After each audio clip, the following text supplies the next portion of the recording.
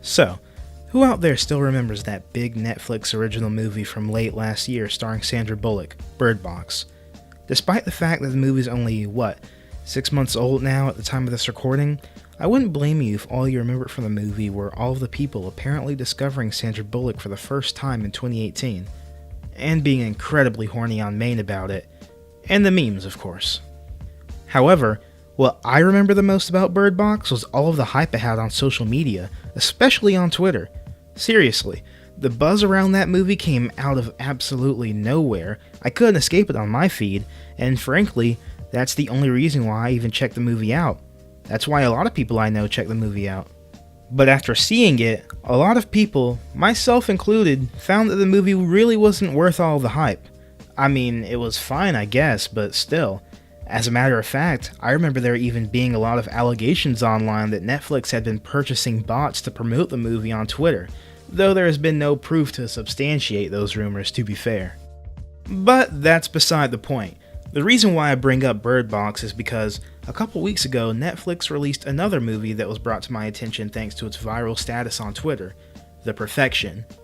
While this movie wasn't as pervasive as Bird Box, it didn't even have its own cute little hashtag emoji, it is another movie that, were it not for everyone on my feed raving about it, I probably wouldn't have paid it any mind. If you've seen or heard about The Perfection, you likely already know what the conversations about the movie largely revolved around. The movie's got not only a number of twists and turns, but it's pretty damn graphic too, even downright gross. I'm a pretty desensitized guy, so it wasn't anything I hadn't seen before, but I can understand why it would unsettle your average Netflix user. But what I want to ask is this: is the movie actually worth more than just shock value? Is it another Bird Box, where the hype around the memes is more entertaining than the movie itself? Or is The Perfection a genuinely solid horror movie? That's what we're going to find out.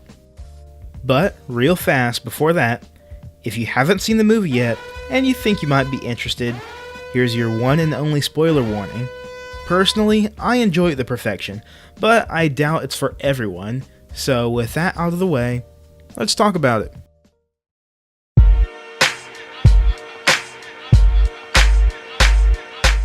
The Perfection is the story of two young women who were both prodigy cellists who attended the same prestigious music academy, Back Off. There's Charlotte, who left the academy years ago to take care of her now deceased mother, and Lizzie, who arrived around the same time Charlotte left and since then has become the star pupil of the school's headmaster, Anton, who, heads up, is an absolute bastard, to put it lightly. After her mother dies, Charlotte heads to Shanghai where she reunites with Anton and, for the first time proper, meets the now world-renowned Lizzie. The two immediately hit it off and even spend the night together, leading to Lizzie inviting Charlotte to join her on her vacation through the rural countryside of China. Naturally, Charlotte accepts. Despite Lizzie feeling unwell, the two board a bus departing for the isolated countryside, where Lizzie's health quickly begins to deteriorate. It isn't long before she's throwing up all over the place, shitting herself, terrorizing the other people on the bus, and generally embarrassing her friend by making a scene. I can't judge though. Personally, this all sounds like an average weekend bender to me.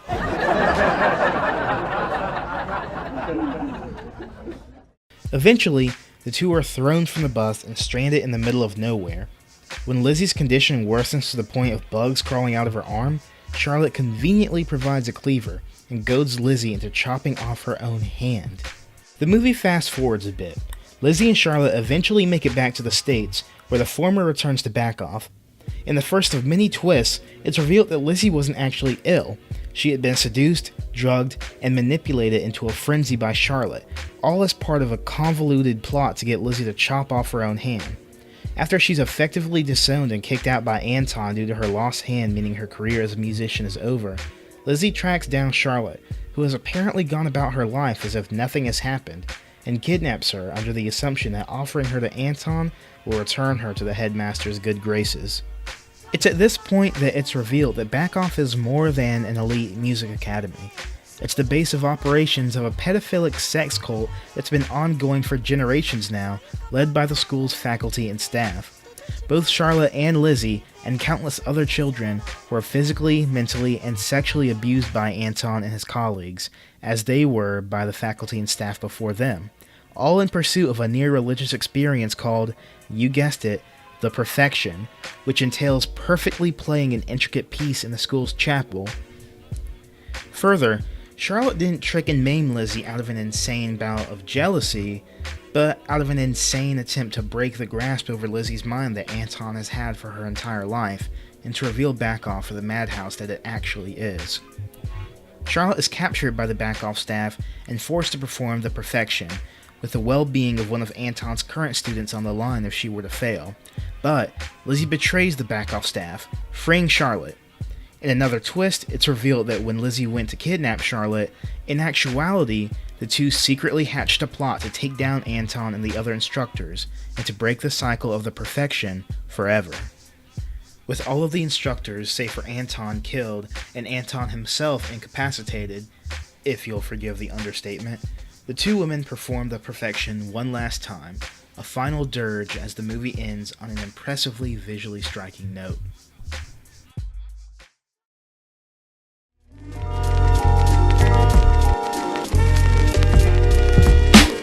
The most notable thing about The Perfection is how abruptly and almost seamlessly it bounces between genres with its big twists, seemingly beginning as a sensual, Shanghai-based revenge thriller, quickly veering into a body horror contagion story, and then finally settling into a sexual abuse cult narrative.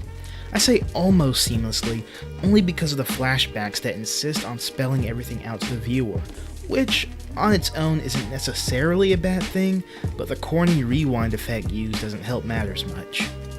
Still, thanks on one hand to the score, and on the other hand to the great performances from the leading ladies, The Perfection competently tackles each of the tones it abruptly leaps to, though I personally feel that it was at its most consistent and even most engaging during the first act in Shanghai.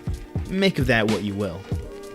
Though, like I said, I found the movie enjoyable throughout, there are a number of narrative questions or even inconsistencies that it raises that you likely noticed while I was running through the story's events. Like, how did Charlotte arrange for that Chinese man to take ill right in front of them when he did to plant the seed in Lizzie's head that she was ill? Of course it's possible, even likely, that Charlotte drugged this man off screen too, but the fact that the movie doesn't show this when it shows nearly everything else does leave the question hanging. Further, how was Charlotte able to execute such a convoluted plan, even down to details as random as Lizzie falling for her and inviting her out into the countryside, something Charlotte could not have possibly planned, and have it all go off so well? And why even target Lizzie in the first place and ruin her career by having her hand removed when the real target of your revenge was Anton all along?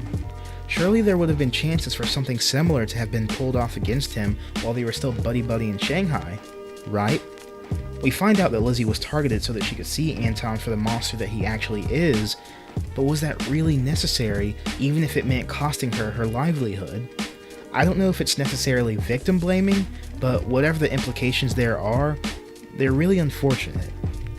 There's also the question of why no one pursued legal action against Charlotte when they knew that she drugged and maimed Lizzie in China, and also the question of what's going to happen to all those kids in Backoff whose parents are scattered around the globe now that their caretakers in America have been killed.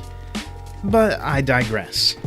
I'm personally not the kind of person to get too hung up on things like plot holes, as long as the film is effective overall. So, most of the